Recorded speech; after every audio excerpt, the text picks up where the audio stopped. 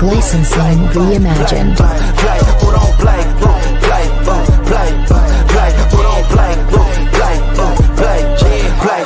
Long time coming, black on the bottom of my feet from running. Cataracts under my eyes from hustling. Going from buying to selling to customers. Run up the business, God is my witness. Sun up the sun up from Monday to Sunday. We maxing our limits. My mind running like Tom Cruise on an action movie. Moving a mission, they say that I'm tripping. I've been told I need a vacation. I'm finessing a visit. What is up, everybody? Welcome to DFS by the Numbers. These are my final thoughts for UFC 313. Going to be talking some betting, going to be talking some DraftKings, and going to be talking some weigh-ins as well. Not a ton to talk about from the weigh-ins. Not a ton happened. Looks like everybody made weight. Most people looked very good doing so. But yeah, looks like we have all 12 fights on the card, which I'm really looking forward to. And yeah, really looking forward to this card in general. A ton of spots sticking out, some really fun fights. Yeah, I can't wait to break it all down. Going nice and early today on a Friday. I have some things that I need to take care of later this evening, so I wanted to come on and talk through some final thoughts with you guys. If you guys are watching live, what is up? Give me a like. If you guys are watching on the replay, give me a like. It is always much, much appreciated. Subscribe to the channel if you don't miss out on the rest of the content. Going to be going live tomorrow for Best Bet. Have a full panel tomorrow for UFC 313 Best Bet. So, yeah, like I said, looking forward to this card. Have a lot of action. So, yeah, I can't wait to break it all down. We got Jussie Q, first one in the building, saying no Scarlett. What a disappointment. Yeah, I was kind of worried. I said last week that if Charles Johnson won in the third round, I was going to get a Scarlett, and he tried his hardest. Temirov was kind of running away the whole third round, but yeah, luckily Johnson did not finish Temirov, and I do not have to get a Scarlett because that would have been just awful. And I was going to do it too. I was actually going to do it, and I was kind of dreading it. But yeah, thankfully, no Scarlett. Thank God. We got Samuel Ramirez in the building. Happy Friday, Brady. You're very early today, but I'm not complaining. Let's make some money this weekend. Let's do it. What is up, Samuel? Happy Friday to you. Hopefully you're having a great day, and hopefully you're looking forward to some fights tomorrow. Fizzy is getting starch. I don't think so, man. I don't think so. But yeah, we'll talk about that. That co-main event should be an absolute banger. We got Jason St. Brady in the house. What is up, Jason? A fellow DraftKings guy. We'll be talking some DraftKings on this show, Jason. Wanted to start doing some more DraftKings, talk some more DraftKings on the Friday show. Bring that back a little bit. We got Jeff saying early show. Let's go, Brady. Let's go, Jeff. We got Yes Freak, Scottsdale, Arizona. The treadmill team. Shout out to Yes Freak, a fellow treadmill team guy. I'm a fellow treadmill team myself. So good to see you in here, Yes Freak. Checking in from Scottsdale, Arizona. Let's see. We got El Pinche Jumba saying, Shama, what is up? What is up? All right, guys. I say we get into it here. We're going to start with the first fight on the card. So they have changed this bout order around 50 times since I've started researching the card, which is annoying, but it looks like they've settled on this right here. So we'll start with the first fight of the card. We got Jordan Santos going against Ozzy Diaz. And let me pull up the most current odds for you guys here. We got Jordan Santos is currently minus 182, and Ozzy Diaz is currently plus 157. So yeah, this is one of those spots where, I was very impressed with what I saw on Jordan Santos on the Contender Series. There's not a ton of tape on the guy. You can find about, the Contender Series fight against Will Curry, and then maybe, one, maybe two fights, right? And I actually picked Will Curry, as most did, in the Contender Series fight. Will Curry was actually like minus 500, I think, a big favorite. And a lot of that had to do with just there was no footage on Jordan Santos. There was no information on this guy. And Will Curry, although not great, at the very least, there is footage of the guy actually fighting. So I did take Curry, but Jordan Santos went out there in 30-27 Will Curry on all three judges' scorecards. And I think that was a good look, a good win. And this is a guy in Jordan Santos who, prior to that Curry fight, he hadn't fought in a while. So he took like a 2-year layoff. He was 25 the last time he fought, came back at 27. And we did see like a new improved version of him, like a guy that just was unrecognizable, which is as to be expected with some of these young guys, and a guy that's training at a good gym with the Bonfim brothers. So yeah, I think Jordan Santos could be decent here, and he's going against Ozzy Diaz, who I'm just not high on at all. I mean, Ozzy Diaz, I guess we could say he's fought some solid competition. He's definitely fought the better guys, but the chin's very questionable. He has that kill or be killed style, kind of a Homer Simpson approach. In a lot of his fights, he's taken a beating. He's getting hurt early, but coming back after his opponent's gas out and getting the finish in his own right. This is a guy in Ozzy Diaz who's never seen the distance, who's never seen a third round. So I like the Jordan Santos here, but I just think a lot can go wrong. Laying minus 200 on a guy where A, he's making his debut off the Contender Series, and B, there still just is not a ton of information on DeJordan Santos. So I got to pick DeJordan Santos here just because I can't really pick Ozzy Diaz to beat anybody. But, I see a lot of people taking the shot on Diaz, and I get it. This guy is just the more experienced guy, fought the better guys, but I'm just not sure he's UFC caliber. Whereas with DeJordan Santos, he did show me some good things his last fight. The way I'm playing this fight is I like the under. I'm on the under 2.5 for 2 units at -130. It's still around there, -135, just because, like I said, Ozzy Diaz, killer be killed style, no striking defense, no chin. He's going for the finish in his own right, and he's never seen a third round. He's never been under 2.5. I think this is going to be kind of a car crash. I think Ozzy Diaz is going to make it a car crash, and I think Jordan Santos is absolutely going to oblige in said car crash. So I like the under here. Would not be laying -200 on Jordan Santos, but I am going to pick him to win, and I think he can win by knockout. From a DraftKings perspective, we got Jordan Santos at 8,700 and Ozzy Diaz at 7,500. I've said it all week. I think this is a very important fight from a DraftKings perspective. I think Jordan Santos is going to be very low owned. You look at the 8K range this week, it is absolutely stacked with fighters that are going to carry ownership, right? So I think Jordan Santos is going to go a little bit lower owned than he really should be. And then on the flip side, I don't think many people are going to have Ozzy Diaz as well. So I think this fight as a whole is going to carry some very low ownership. It's the first fight of the night, but it is a fight where I expect it to finish, and I expect the winner to score pretty solid. So I think it's a great fight to target to kick off the card from a DraftKings perspective for sure. And I think it's a great way to get different because, like I said, I think it's going to be a lot lower owned than some of the other fights up in that 8K range. We got Dylan in the building. What is up, Dylan? Saying Blade should be -600. Kuniev without PEDs is bad. I agree and I disagree at the same time. Like skill for skill, yeah, but Blade should be -1,000, right? But the thing I don't like with Blades is just the chin, man. Like this is a guy in Blades who absolutely should not lose this fight. There's no way Blades should lose this fight, but it's the chin. It's the chin. If Blades had a chin, I'd be max betting him here. I don't care what the line is. If Blades had a chin, it'd be a max bet. But, would it shock anybody if Kuniev landed a knockout? No, it shouldn't, because that's what Blades does. He gets knocked out. But, we'll see. Blades should roll here. Are you going to watch the Power Slap tonight? No, I have other plans this evening. I will not be watching Power Slap. Speaking of plans, very, very excited to be I'm going to UFC Miami, UFC 314. It is booked. The flight is booked. The Airbnb is booked. I'm going to UFC 314. The last card I went to was UFC Tampa, which was also, of course, in Florida. Absolute banger of a card. So I'm looking for another very fun card for UFC Miami. I think it has like Volk, Diego Lopez on it, Patty Pimblett, Michael Chandler. So if you guys are in Miami, hit me up. Because really looking forward to going to that card, and just Miami in general is a lot of fun. So, but yeah, those are my plans. We got Forrest saying smash that like button. I agree, smash that like button. Just like I think a couple fighters this card are going to get smashed. So yeah, we'll see.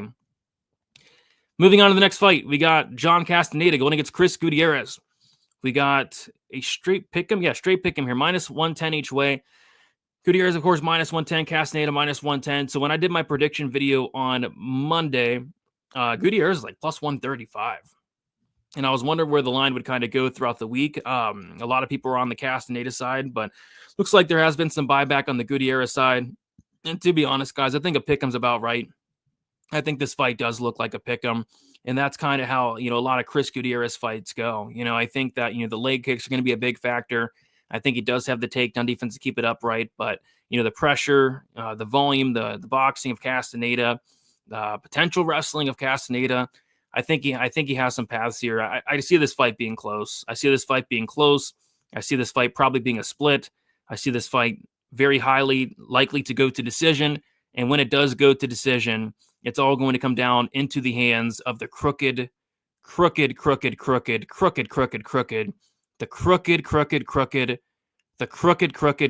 blind, corrupt judges, and it's going to come down to what they think. So I'm actually picking Gutierrez here, but it's a close fight. I think it's Gutierrez by split decision, one way or another. But I'm not touching this one at +135. I didn't hate that, but at minus 110, that just feels right. Like I'd be surprised if either guy looked like a big favorite in this matchup. So easy stay away. I don't want to get involved in a pick'em type fight. There's a couple fights on this card that's a pick'em type fight. We'll talk about Ignacio Bahamondes, Jalen Turner. We'll talk about the Lemos Lucindo fight. There's just a couple fights on this card where I just don't really feel the need to get involved if I don't feel I have a strong edge one way or another. And yeah, I'm not a big fan of Chris Gutierrez. Gutierrez wins a decision fade for DraftKings. Yeah, this is a pretty easy fade for me. Gutierrez is my fade of the week on DraftKings. And there's a lot of great targets this week, especially that AK range. That mid-range on DraftKings this week is just completely stacked. So many great options. And I just don't feel like Gutierrez is one of them. Like if Gutierrez wins this fight, it's probably like a 70-point win on DraftKings, and that's not going to do you any good on this slate, especially. As far as Castaneda, if anything, it would be Castaneda, but, I could see Gutierrez like really slowing this fight down. Not a ton going on. I see this fight going to the scorecards. So yeah, it's a pretty easy fade for me at these price tags, especially. All right, moving on to the next fight. It is Marion Santos going against Francis Marshall. We got Marion Santos, who is minus 275. Francis Marshall is plus 235. A lot of monies came in on the pretty big dog here in Francis Marshall, and I agree with it completely. I'm picking Mario Santos to win this fight, but I think it's going to be close. I think it's going to be a very close fight. I think it's going to be a damage over control type fight where on the feet, I see Marion Santos doing the better work. Francis Marshall, very hittable. I like the striking of Santos, the power of Santos, but I could also see Marshall going out there and getting takedowns. That's a big weakness in the game of Marion Santos. It's a thing that he's definitely working on. It's a thing that it's definitely improved. But you go back and watch some of his fights, like in the Tough House and against Dan Argueta, he's getting taken down, he's getting controlled, and he's getting beat up on the mat. Francis Marshall, he's only 1 year older at 25 years old. He's training at a great gym at ATT. And you go to his Instagram, and he's training with guys like Grant Dawson, Mosver Evloev, Mateus Gamrot on the daily. So you're bound to get better and make improvements training with just an elite group there at ATT.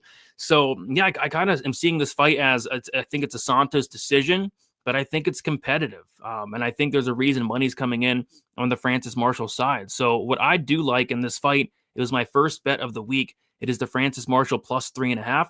I have 1.5 units at plus 150. The line has moved, and a lot of people are on it, which kind of scares me. But I see Marshall winning at least one round here with the wrestling, with the control. But ultimately, I do think Marion Santos gets his hand raised by decision. Could even be a split here as well. Could be like a damage over control type split decision. Again, I think it's going to come into the hands of the crooked and corrupt judges, and who knows what those guys are going to think. So yeah, I like that plus 3.5 on Marshall. I like the over. I like the fight goes, which has taken some money as well. The fight goes was minus 145. It's now minus 160. I still don't mind that. The over actually opened up a plus 115, which is insane. And now that's minus 200. So yeah, money's coming in on the non-violence here, and I completely agree with it. I think Santos, although he hits hard, I think a lot of people are really overrating his power. Like, he knocked out Con Offley, and Con Offley came in there with the worst game plan I've ever seen in my entire life. He didn't even really try to take the fight down to the ground, and Con Offley, I think, is very chinny and just not that good. So, but yeah, I think Santos by decision plus 3.5 on Marshall is the best look in my opinion. We got my guy Mushroom in the building. What is up, Mushroom? We have about how many hours till violence? About 26, 27 hours till violence around there, Mushroom. Looking forward to it. Santos by split majority decision plus 500 on DK. I think that's live. I could see this fight being split. Like I said, especially with those crooked, corrupt judges. Crooked, corrupt judges. Can't see either one making the optimal lineup if they win. Yeah, I'm kind of with you in terms of from a tournament perspective. I'm fine with kind of staying away. If anything, take some shots on Marshall for that wrestling upside. From a cash perspective, I don't mind Francis Marshall at 7,000. He's very cheap. I think this fight goes to the scorecards, and I think he does have takedown and control time upside. So even a loss, you could be looking at 40, maybe 50 points, depending on how many takedowns and how much control time Marshall is able to get over the course of 15 minutes. From a cash perspective, I don't mind Marshall at 7,000 whatsoever. We got Jim in the building. What is up, Jim Coleman? Saying, on my way home from work to smash my wife while watching DFS BTN. Love to hear that. Jim. Go get it. Go pipe your wife on site. All right. Moving on to the next fight. It is Carlos Leal going against Alex Morono. We have Leal, the biggest favorite on the card by a mile. Leal is currently a minus 800 favorite, and Alex Morono is plus 550. Yeah, I like Leal here quite a bit. It's not a hot take. Morono's a guy that I think he's only 34, but he's looked off his last like 5 fights. His last 5 fights, he's looked off. And Morono's one of these guys who just sometimes he'll show up and he'll look pretty decent, but sometimes he'll show up and just look very, very bad in there. Like he hadn't trained for the fight, right? Like the Price fight, completely gassed out in 4 minutes. The Buckley fight was a very bad look. Even his last fight against D-Rod, like that wasn't a great look, and he had a full camp for that fight, I believe. So yeah, I just think that if this fight was a couple of years ago, would you be laying minus 800 on Leal? No. Should you be laying minus 800 on Leal right now? Still probably no, but at the end of the day, I think he looks minus 800. I think he does go out there, and I like the style of Leal where he just marches forward the entire time. He doesn't care what you throw at him. He's going to eat it, especially with Morono. He's not going to worry about the power of Morono. He's going to march him down, and he's going to try to take his head off. He has a lot of knockouts, and I think he does knock out Alex Morono here in the first or second round. So for me, it's actually weird. It's actually weird. So they have like Leal is minus 145 to win inside the distance, minus 150 to win inside the distance. The knockout prop is like minus 150, minus 135, but the under 2.5, it's like a pick 'em. You can get it minus 110 right now, the under 2.5. So I'd rather just take that under 2.5. And you're obviously getting Morono finish upside as well, which I don't think there is, but you're getting the under 2.5 at just a much, much better price than the inside the distance and the knockout. So I did play the under 2.5 at minus 105, and I have 1.5 units on it.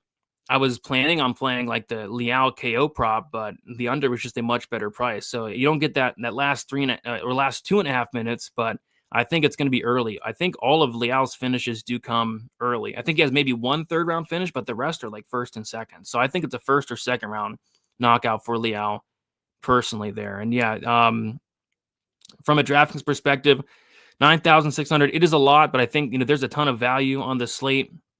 I don't think there should be a problem fitting him into your lineup. He's the guy, like from a cash perspective, he's the guy that I feel like is safest from a win perspective. And then on top of the safeness that he brings to the table, I also feel like he brings some upside and some finish upside as well. And as far as Morono, I'm not touching him. If he pulls off the upset, it would shock me. So it's Leal or nothing for me. The winning lineup will probably have Diaz and Jordan in it, and I can agree with that. I think it's sneaky. I think it's going to be low owned. I think it's going to be a firefight. I think it's going to finish. So I can agree with that. I think that's a great call. Get your cookies ready. Morono is going to get milked. I could see it, man. I could see Leal come in there with a pail and throw Morono down on his hands and knees and just start milking him until the ref stops. And I could see it. I could see him definitely getting milked here. 26 hours. There we go. The odds suggest that Leal's going to pipe Morono on site, and I think so. I think he will.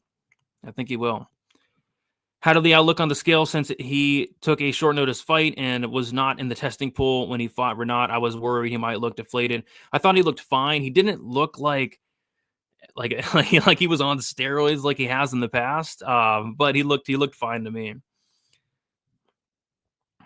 I saw a post congratulating Morono on 50 clean tests with the UFC. I would like to see Leal pass 1 test. I would like to see it as well. Do not bet on Leal. I'm not betting on Leal, but I am betting on the under. Can you see Leal subbing Morono? I want to use the DraftKings double chance prop. Can I see him subbing Leal or subbing Morono? No, that would be quite shocking. It would have to be like a club and sub, I think, because Leal, he can go for takedowns, but he just kind of wants to march forward and knock you out. Morono is a black belt, so no, Morono really shouldn't get submitted. So I think that KO or decision is the best look. Morono's never been milked like this before. Oh, he got milked before like this. So he got milked really bad in the, remember the Chaos Williams fight. He got milked in about 27 seconds, which is a very quick milking. Getting milked in 27 seconds is not easy to do.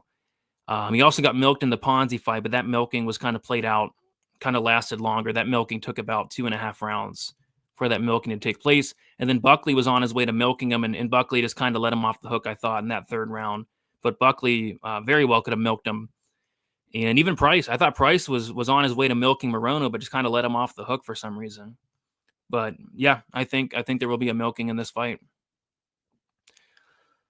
Out of the Apex. We'll be back in the Apex next week, though. But yeah, out of the Apex for this week, we are in the T-Mobile Arena. All right, let's move on to the next fight. It is Armen Petrosyan going against Bruno Ferreira. We have Petrosyan minus 135. Bruno Ferreira is plus 115, and I'm kind of seeing this fight play out in one of two ways, right?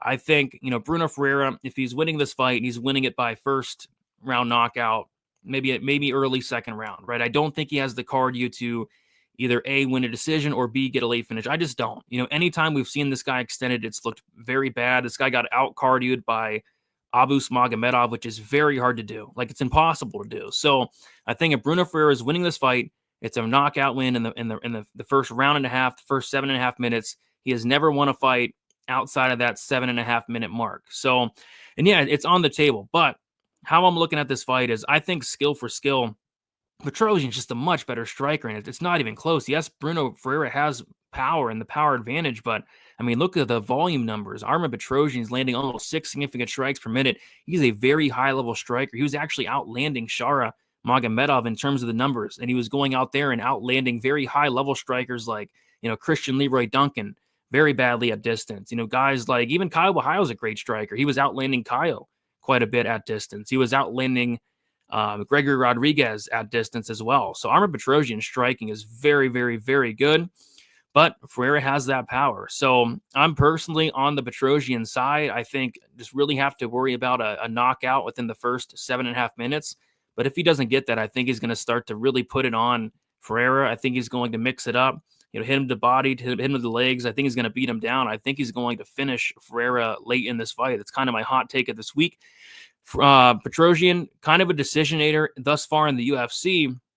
Outside the UFC, he had a 100% finish rate. Outside of the UFC, this guy looked like a killer. And I think the reason we're not seeing a lot of finishes from Petrosyan is because he's fighting very tough guys. Shara Magomedov, nobody's knocking out Shara Magomedov. The guy has a brick for a head. Christian Leroy Duncan, nobody's knocking out Christian Leroy Duncan. AJ Dobson, Kyle Bahio. He's fighting some very, very tough guys. Bruno Ferreira, I don't think the cardio is great. He's been finishing both of his losses. So, yeah, I like Armen here. I have 1.5 units on Armen at minus 150. The line has went against me, which is fine. I know a lot of people are on Ferreira. And I also think a live bet on Petrosyan could be interesting. But at the same time, Ferreira looked awful in the first round against Abus. Like, Abus outlanded him like 30-1. It was terrible. So I don't even want to mess around with a live bet, to be honest. So give me Petrosyan, and I think 2-3's live. And I did sprinkle those 2-3 props, and they're pretty decent numbers as well for the 2-3. What are you guys liking for this fight? I haven't been milked under 30 seconds since I was 22. God, dude. Oh my gosh. If Hoofy Blades or Van loses, I'll be so sad. Yeah, I have some type of bet on Hoofy and Van. I don't have anything in the Blades fight. Armen will make Bruno quit in round 2 or round 3. Hey, I'm seeing it the exact same way. Petrosyan is pretty slick on the feet. Bruno better be careful. I think, yes, and Armen better be careful too in those first 5 to 7.5 minutes, because Bruno is going to be throwing heat. Bruno's not the most technical striker, but boy, does he have a ton of power. Armen's about to get knocked out. Hey, it could definitely happen. First 3-4 fights are coin flips, and I think there's a couple fights on the main card that are coin flips as well. The Bahamondes Turner fight, and I think that Lemos Lucindo fight's kind of a coin flipped. Hitting milk is extremely. So how's that sus? I don't get it. I'm leaning a Hulk Ferreira to win by KO. I think Petrosyan 30-27 for. If this goes the distance, it will be a 30-27, in my opinion. Milk that like button. I agree. Yeah, from a DraftKings perspective, I think that's a great fight as well. I think Ferreira is probably going to be either the first or second highest owned dog on the entire slate. I think he's gonna be very high owned this week, and for good reason. Like if he's winning this fight, he's breaking the slate. If he's winning this fight, he's getting a first round knockout. But I think it's gonna be between him and Magomed Ankalaev for who has the most ownership as a dog. And then as far as Petrosian, I do think he's going to be lower owned here. He's had a lot of decision wins, but like I said, I think that late knockout could be in play for Petrosian. I think he could potentially get his first finish here in the UFC. So overall, I think it's a solid fight to target for sure. How do you like the overs in the Fizzy fight and unders on Turner fight? Man, I don't know what to do with that Fiziev Gaethje fight in terms of a total, because I think there's some value on the under, but at the same time, I think it probably goes over. And then the unders on the Turner fight, yes. Sign me up for the under on the Turner Bahamondes fight. Yeah, every fight is a coin flip except for Hoofy Blades and maybe Von Santos and Liao as well. I don't think that one's a coin flip. We got real fight picks. Thank you for the 199. Sorry for the load. Hey, every dono is good. Every dono is much appreciated. Appreciate that. Real fight picks does mean a lot.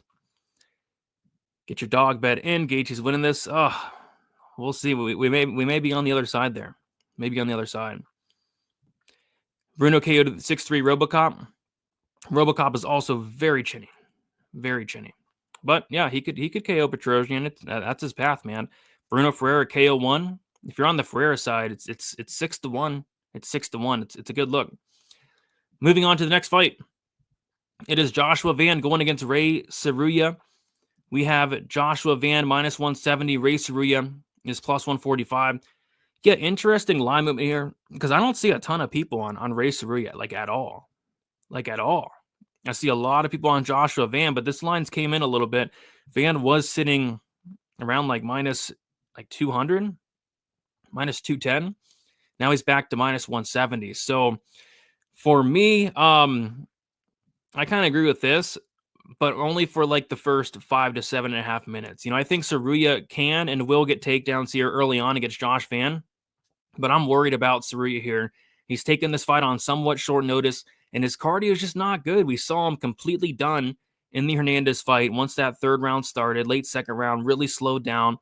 Saw another fight where he completely slowed down, and you just can't slow down against Joshua Van. I was actually shocked to hear that Saruya took this fight on short notice because I just don't think it's a good idea for anybody to take a Joshua Van fight on short notice ever. So although I think that Saruya can and will get takedowns, and quite frankly, I think Saruya is going to put Joshua Van into a ton of bad spots on the mat. Saruya's grappling is very tricky, very good, and Joshua Van has been submitted in one of his losses, but I do think Van's made improvements, and I do think Van will fight out of those bad spots. And then once that second round hits, we see it time and time again with Joshua Van fights. A flip switches. I think he's going to start to put it on Saruya, and I think he finishes him in the second or third round. So what I like here, I think violence is sneaky because if Saruya is winning, I don't see a decision really. I don't think he has the cardio to win a decision against Josh Van. I kind of think if Saruya is winning, he's catching Joshua Van in a submission in the very first round. If he doesn't, I kind of think he's screwed, and I kind of think he's getting finished down the stretch. So, yeah, I like the fight doesn't go. I'm on it at plus 140 for 1.5 units, and I have to sprinkle the Van 2-3 props. They're always in play. Van 2-3 combination, I think is a great look as well. So I'm on that for 0.5 units. Yeah, looking for a Van 2-3, and it'll be a great night here. I also think Van Live. Van Live is a great look. I don't think Van's won a first round yet in the UFC. I don't think he has. I think he's lost even against Charles Johnson. Charles Johnson loses every single first round. He lost a first round against Charles Johnson. So, yeah, I mean, I think a live bet on Van is a great look. I think after the first round, you probably will get even money if he's able to survive those first 5 minutes. So, yeah, I love this fight. I do like Van, but I think he's a better live bet spot, in my opinion. From a DraftKings perspective, it's tricky. I think Van's solid. The only thing I don't like about Van is I do think he's going to drop the first 5 to maybe 7.5 minutes, and then he's going to have to start pouring it on. So I'm not sure he has the highest ceiling in the world, but he can rack up a ton of volume, as we know. Ray Saruya, I think, is an interesting underdog because he does have wrestling upside. He can grapple. He does have submission upside early. So, yeah, I think Saruya is in play at 7,400 as well. How live bet Van if he loses the first round like he always does. Main pick Van by KO, and I think it's live. I think there's just such a big discrepancy on the feed here between these two. Joshua Van is a very high-level striker, and Saruya probably the worst striker in the division. He just has no striking. He just has no striking. Van plus 3.5. I think it's minus 3.5. I'm not sure what that is, but like I said, I don't know if I'd play that. I think he's going to lose that first round. So if it does go to decision, I think the minus 3.5 doesn't hit there. Yeah, Saruya short notice replacement and Van is very game. Yeah, you just don't want to take a short notice fight against a guy like Van who can just push such a pace. Did Brady say a flip switches? I said a flip will switch with. I forget what I said. As Uncle Weezy once said, if this stays on the feet, Saruya is getting milked. He's going to get piped on sight. He's going to get his ass shaved. Oh yeah, I mean I can definitely agree with that. Unders are plus money in this fight if you like violence in the matchup. I do personally.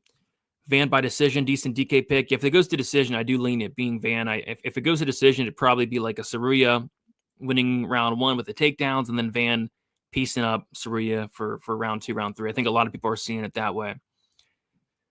Bro, what do you think of Ferreira 1, Ruffy 2, and Van 3? I think all those make sense. I'm picking Hoofy round 1, though. Or am I picking 2? I forget which round I'm picking Hoofy. But yeah, Van round 3, I'm picking that as well. And then obviously Ferreira wins. It's in round 1. I don't hate that. All right. We'll move on to the next fight. We got Curtis Blades going against Rizvan Kunayev. And yeah, I don't have a bet here on this one, and I probably won't. Curtis Blades is minus 335. Rizvan Kunayev is plus 275. And I said it at the beginning of the stream. It's like Blades should not lose this fight. He has no business losing this fight whatsoever. He's just a much, much better fighter. Wherever the fight goes, he's fought the much better guys by just a mile. If Blades loses this fight, it's going to be his worst loss ever by far. I mean, the worst loss Blades has right now is Derek Lewis, and Derek Lewis has the most knockouts in UFC history. So, yeah, Blades should win this fight, but the problem with Blades has and always will be his chin. Blades is very chinny.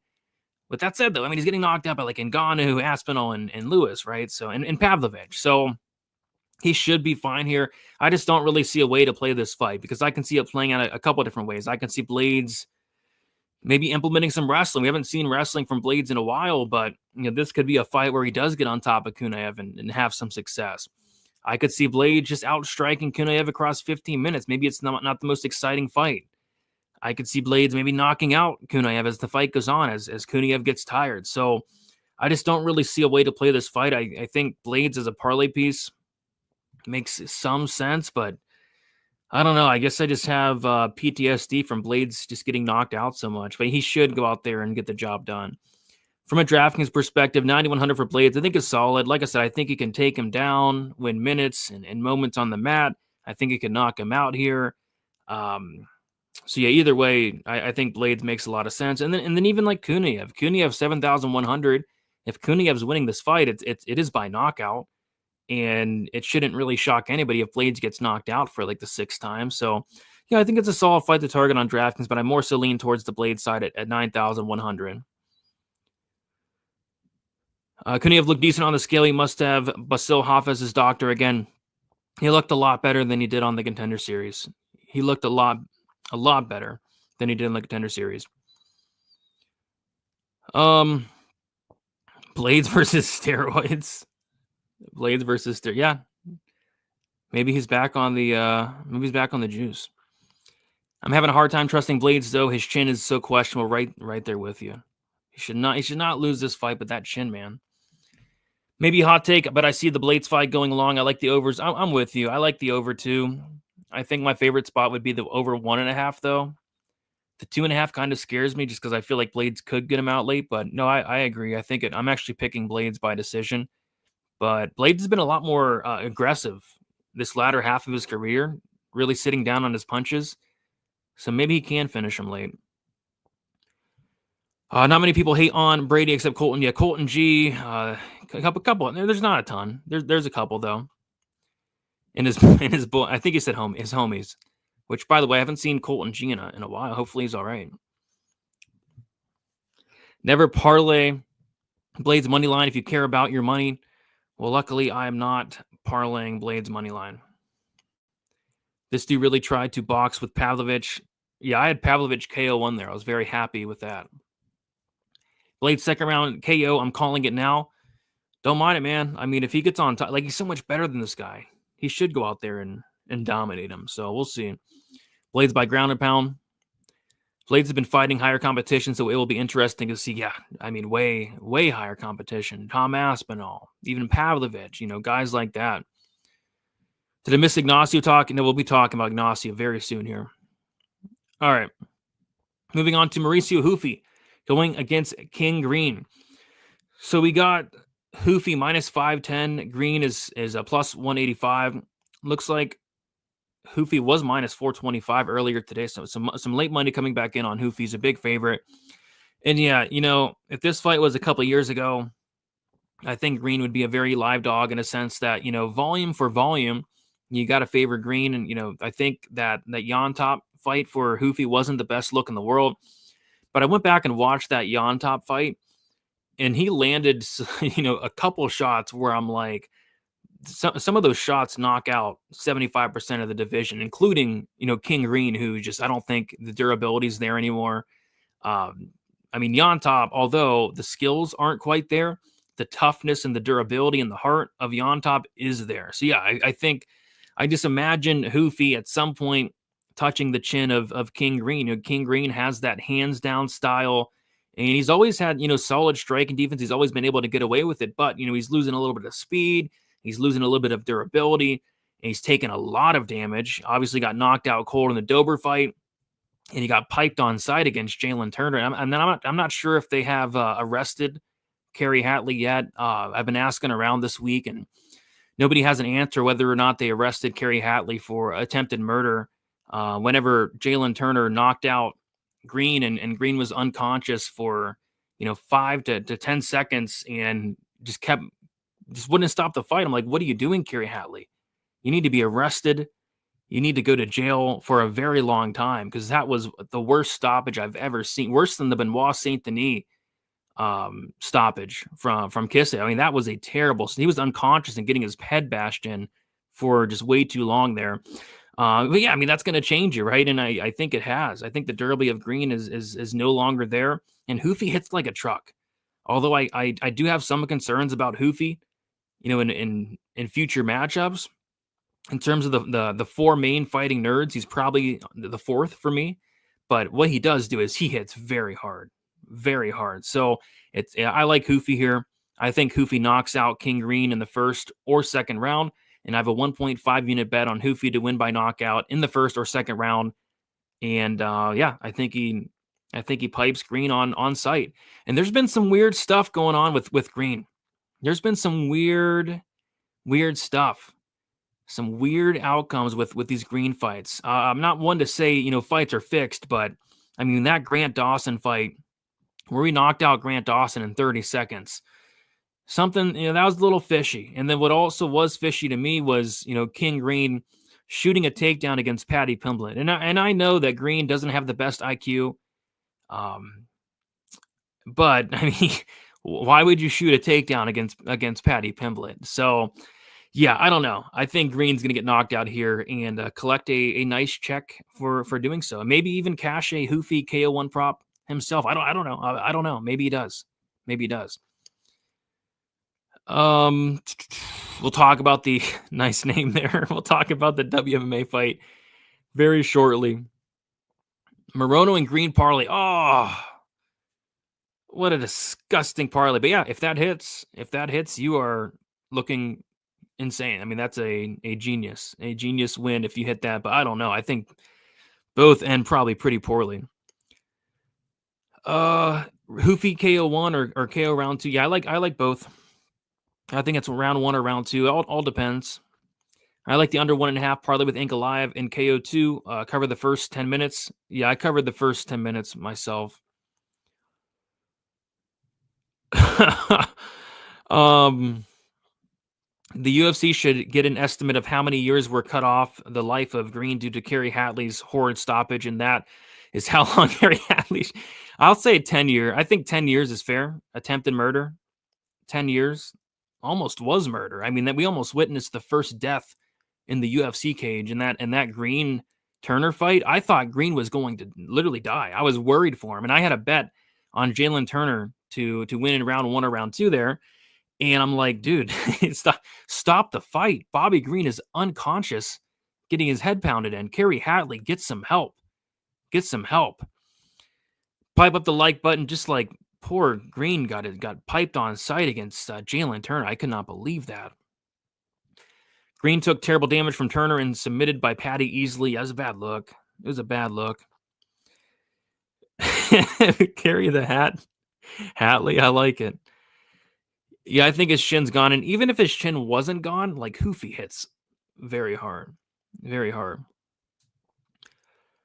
King going down in the first.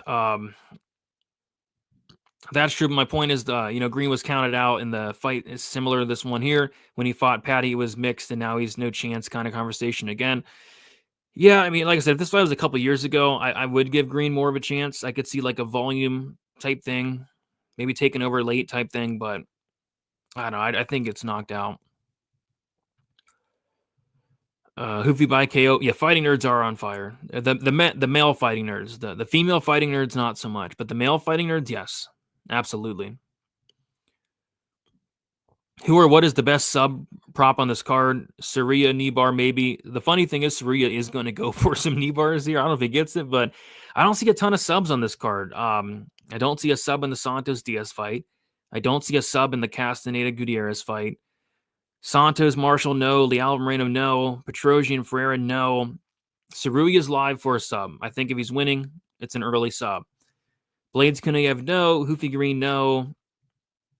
Lucindo, maybe, but probably not. Maybe a sub, maybe like a club and sub for either Turner or Bahamondes. Yeah, I mean, I don't think there's going to be many subs. I think Saruya is probably the most live out of anybody for a sub this week, and even that, I don't really see. You thought it was early. You want Green to take more damage? I don't know. Hoofy's so slow. Yeah, and I don't love the volume as well, but when he does let his hands go, he hits very hard. A lot of on-site pipings going on, Sounds like Brady needs to come down to Miami so we can do some party drugs and watch these on-site pipings. Oh, I'll stay away from the party drugs. No, thank you. No, thank you. Can I interest you in some Andrade picks for those Silva de Andrade shorts? It's the Silva de Andrade t-shirt, but no. And somebody actually hit me up on Instagram saying they wanted the Douglas Silva de Andrade shirt. No, you don't. It smells very bad.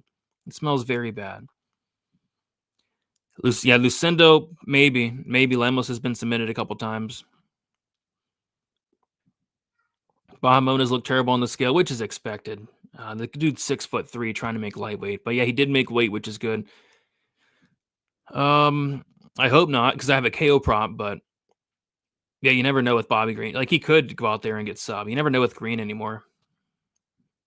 Koofy KO 1 or 2. Just the KO prop, agreed. All right. Let's move on to this next fight. Yasmin Lucindo going against Amanda Lemos. Yeah, this is a fight that I kind of have been struggling with in a way. It's a close fight. I'm kind of surprised at this line movement, though. I see a lot of people on the Lemos side, but the Lucindo money line just keeps getting wider and wider here. So, I don't know. I like Lucindo ever so slightly, but I would have liked her more at like a pick'em. Like at a pick'em, maybe I would have pulled the trigger, but at minus 144, I just don't want to get involved because this fight, I think, is going to end up playing close, where on the feet, you have to favor Amanda Lemos. And then I think Lucindo has a clear path. And I think that's why money is coming in on her. Not only does she have a clear path to victory, but she's going to be like 14 years younger. You know, Amanda Lemos, she can be taken down. She can be held down. And Lucindo, I see her getting the fight down to the ground. But, yeah, I don't know. It could be close. I think this fight does go the distance. And at that point, it will come down to the crooked, corrupt judges. and then you have to lay chalk on it. So for me, I think I'm just passing on this one. I'll let it play out. A lot of people are betting on this fight, though. This is like one of the more popular like Twitter Civil War fights on the card, where we have a lot of people on Lemos, decent amount of people on Lucindo as well. But for me, I just don't want to get involved. If the line comes back in, sure, but I don't see it coming back in. So yeah, pretty easy pass for me. The picks Lucindo. Just don't love the price tag that much. Don't love it. And yeah, I mean, I like that. I was also looking at the submission or decision double chance, but it's pretty much the same as the money line. The Lucindo decision prop, I saw at plus 140. Has that changed? But then you'd have to be worried about if she subs Lemos or not, which she could. She could sub Lemos here. Decision. Oh, it got worse. It's now plus 130. So I don't know. I also looked at maybe the Lucindo in the over 1.5, but I don't know. I think I'm just staying away from this fight. Just tune in. What's up, Brady? What is up, Wavy JV? Got a good card coming up tomorrow. Very good card coming up tomorrow. Lemos finish only minus 120 on Draftkings, minus 170 at Bet Online, and minus 150 everywhere else. Yeah, I think it pushes personally, but I mean, Lemos, she hits very, very hard for the division. Very hard for the division. Bukowskis was fighting the fraud. Yeah, that guy, Sakara, big fraud. There's a lot of frauds next week, too, in the Apex card. Green's fighting way harder matchups. Yep. Female fights are the hardest to predict. Some of them are. Next week, I think we have like 3 or 4 WMMA fights, including Priscilla Cachoeira versus Josie Nunez. I'm looking forward to that. I taped that fight today. I'm looking forward to that. I mean, you can't put together a better matchup than that one. Don't waste money on this fight, please. I'm not. I probably should have bet Lucinda when she was like minus 110, but that line has gone and it's not coming back. So I think passing, for me at least, is the most responsible thing to do at this point. Moving on to the next fight. Fight of the night contender. We have Ignacio Bahamondes going against Jalen Turner. We have Ignacio Bahamondes minus 130. Jalen Turner is plus 110. And yeah, this is for me one of the harder fights to call. I kind of struggled with this one because, Jalen Turner has some of the most power in the division. There's a reason guys are, typically trying to take this guy down, and that's because Jalen Turner really hurts a lot of guys. A lot. Sometimes it feels like Turner is barely landing, and guys are either getting knocked out cold or doing the stanky leg in there. And the worry about Bahamondes is, so look at the strike and defense numbers. On paper, you look at the stats, Bahamondes' strike and defense is 57%. But if you go and watch a Ignacio Bahamondes fight, that number, it just doesn't make sense because Ignacio Bahamondes literally blocks punches with his face. He's very, very hittable. With that said, though, Ignacio Bahamondes is as tough as nails. He can be dropped. He can be hurt, but his recoverability is very good. We saw, Klein hurt him. We saw McDessie hurt him, but he's very hard to get out of there.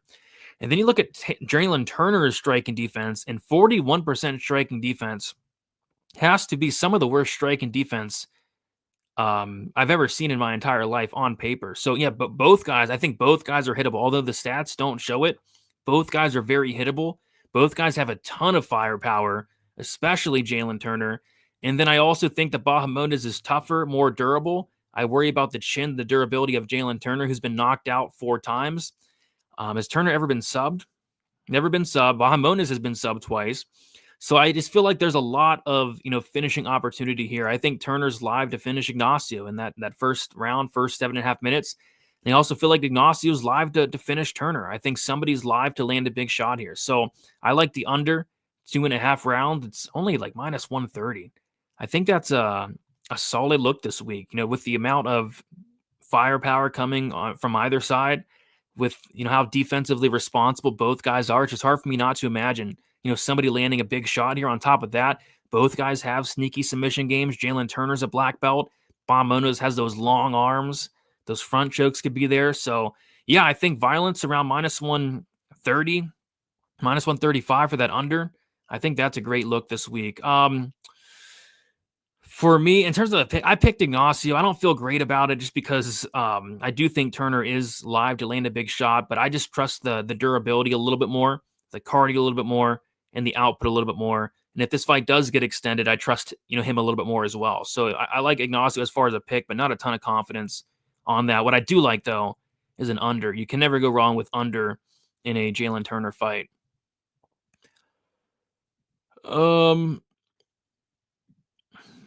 Nunez versus Mercedes Harley WMA. Come on. Yeah, I think that fight's gonna come down to who has the bigger dick there. And I think I'm almost certain it's Josiane Nunez has the bigger dick. Am I alone thinking Lucindo and Bob Munoz can be twins? Oh, a little bit. I think there's like a 2-foot height difference between those two. I like Turner. Bob Munoz has been getting beat to shit, and that's he does in a lot of his fights. He eats punches with his face, and eating punches with your face against Jalen Turner, whew, it could end poorly. Live betting Ignacio, I don't hate that.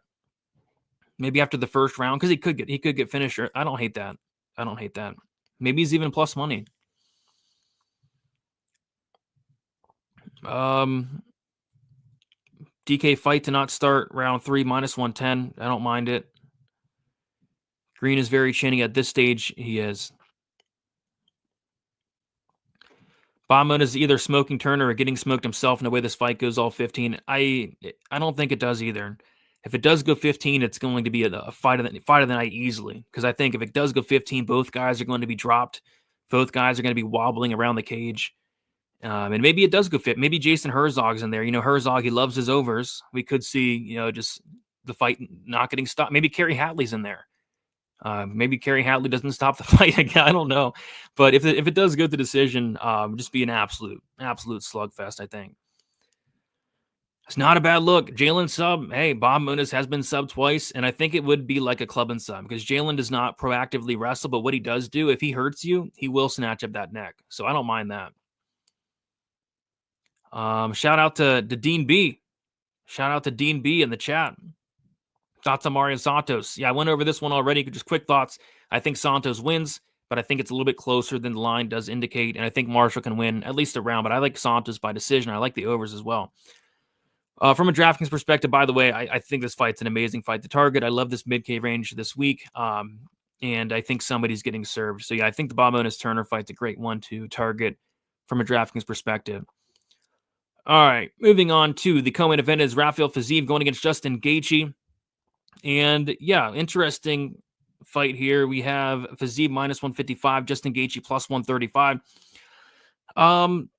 For me, I like Fiziev here. So there's a couple red flags on both sides, right? With Fiziev, he's coming off of an injury. He's coming off of a layoff. With Justin Gaethje, I don't know. I'm really worried about Justin Gaethje. Like, Justin Gaethje is one of my favorite, if not my favorite fighter. But, I mean, Justin Gaethje's taken a ton of damage throughout his career. He's like, every time he's fought, and he's fought 30 times, 30 fights, 30 wars. Like, every time he steps in the cage, he goes to war. It's a brawl. He takes a lot of damage. And at 36 years old, I think 30 fights, I think all that damage is starting to finally add up. And he's coming off of just a life-changing knockout loss in his last fight. And the thing about Justin Gaethje, he's had a couple of just life-changing knockout losses in his career, right? So, yeah, I'm just not sure we're going to see the same version of Justin Gaethje. And then, I think this fight, if it ends up being like the first fight, it's probably a close fight, but I just have a sneaky suspicion that we won't see the same version of Justin Gaethje. So I like Fiziev here. I think he can actually knock out Gaethje this time around.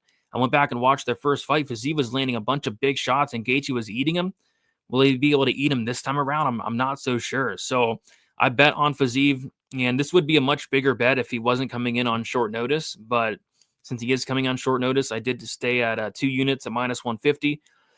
And yeah, I think best case scenario for Gaethje is he is the same Gaethje, and best case for him, I think it's a close fight. But like I said, I'm not sure it's going to be the same Gaethje this time around. Like, I'm worried about him. Like, I listened to his interview. The guy can barely form a sentence. I mean, Rafael Fiziev has the better English at this point, which is it's not good. So I wouldn't be shocked if Justin Gaethje retires after this fight, win or lose. So. I like Fiziev here, but I think it's going to be a very, very fun fight. All right, moving on to the co-main event is Rafael Fiziev going against Justin Gaethje. And yeah, I think the Bob Munoz Turner fight's a great one to target from a DraftKings perspective. What do you think of Gaethje KO? I think a KO on either side could be sneaky. I don't know whether this fight's going to finish or go the distance, but what I will say is when these two fought last time, the fight doesn't go as like minus 250, and now it's minus 130. So I do think there's value there, but I also think it probably goes to decision. I was listening to the interview of Fiziev, and he was kind of talking about how he wants to win the fight. He doesn't want to go out there and get into a brawl, doesn't want to get into a war. He wants to go out there and win. And what that probably means is he's going to probably take his time, not slow down as the fight goes on type thing. Just be more precise and just not go completely berserk like he did in the first round or first fight. What do you think the line would be if Turner finished Renato Moicano? Maybe Turner's slight favorite. Maybe the line would flip. But I don't think there'd be much of a difference. And he did finish Moicano. He just didn't follow up. One of the worst fight IQs I've seen in a very long time. Yeah, I'm seeing the same thing. I think Gaethje leaves his gloves Saturday night. Yeah, I think it's either this fight or next fight. He kind of hinted at it this week. I think he has one or two more. He either retires after this one or the next one. Y'all stupid ASF. Justin for the win. Yeah, I really like Fiziev here. I really like Fiziev to win the fight. But yeah, best case scenario is Gaethje's not completely done, and this is a close fight. I think that's the best case scenario for Justin, personally. Fiziev decision. Will we forgive Max if it turns out he's ended Gaethje? Yeah, because I like Max Holloway quite a bit. I mean, Max Holloway and Justin Gaethje, two of my favorite fighters. It's Gaethje. Fiziev had a hard time landing to the head, Brady. We shall see. He said he'd retire if he gets KO'd. He said that? I didn't hear that, but I think he might retire, though. We might see Tony 2.0 from Justin. Would be ironic and sad. I think it could sadly be heading in that direction if he doesn't. He's got to call it quits soon, in my opinion. Better English, LMAO. That is brutal. I respect that.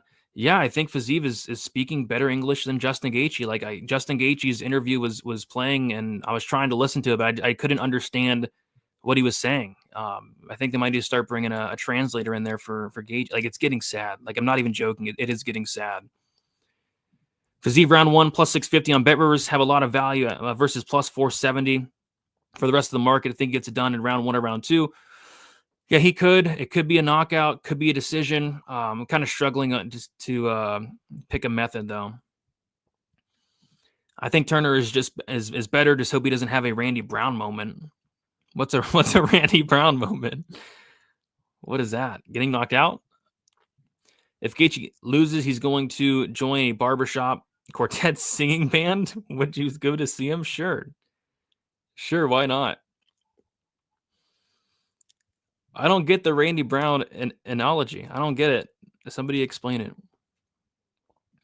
He's always slurring his words, though. Maybe CTE, maybe just come on. No, but it's worse. It's worse this week. Like, it's bad. It's bad. I don't know, man. Maybe it's in my head, but it feels so much worse than it. I know what you're saying. It feels so much worse than it typically is. I've watched a few of his interviews, and to be honest, he sounds perfectly fine for me. Not had any trouble understanding him at all, to be honest. I'm half joking, by the way. All right, let's move on to the main event. We got Alex Pereira going against Magomed Ankalaev. Let's see. We got about to pick him here. Alex Pereira minus 115, Ankalaev minus 105. So, yeah. As you guys may or may not know, I said it on my prediction video. I'm probably the biggest Magomed Ankalaev hater out there. Not a big fan of this guy. And quite frankly, I'm not sure who is. I actually, posed a question. Who out there is a Magomed Ankalaev fan? Who out there is actually a fan of this guy? And I think two people spoke up, and there's actually 2 fans out there that are fans of Magomed Ankalaev. There's 2 Magomed Ankalaev fans out there in the entire world.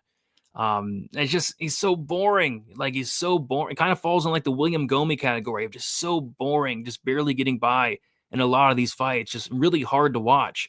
With that said, though, he's so good. Like, this guy's the boogeyman of the division. Like, people don't want to fight him. And quite frankly, when I saw this fight was booked, I was shocked. This fight was booked. You want to know why? Because I thought the UFC would try to keep Magomed Ankalaev away from Alex Pereira for as long as possible. I didn't think these two would ever fight personally, because this is the worst possible matchup for Alex Pereira. You know, give him the Khalil Roundtrees of the world. Give him some of these other guys, the Yiris. But Magomed Ankalaev, this is going to be his toughest test to date by an absolute mile. So although I'm not a fan of Ankalaev as a fan, as a skill set, I think he has a couple ways to win this fight here. You know, I think on the feet you absolutely have to favor Pereira, right?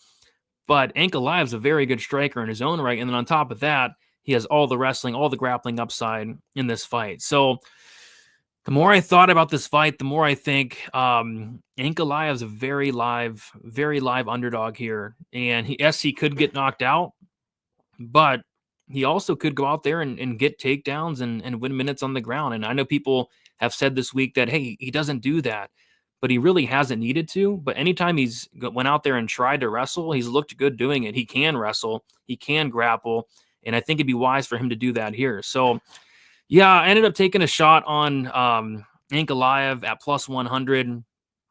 Like I said, he could get knocked out, but I feel like just with, skill for skill, with the amount of paths that Ankalaev has here with that grappling, I feel like there is some meat on the bone on the Ankalaev side. So, yeah, I like Ankalaev as a pick, as a bet, but if he gets knocked out, that's fine as well, because I'm just not a big fan of the guy. So, yeah, I like Ankalaev here.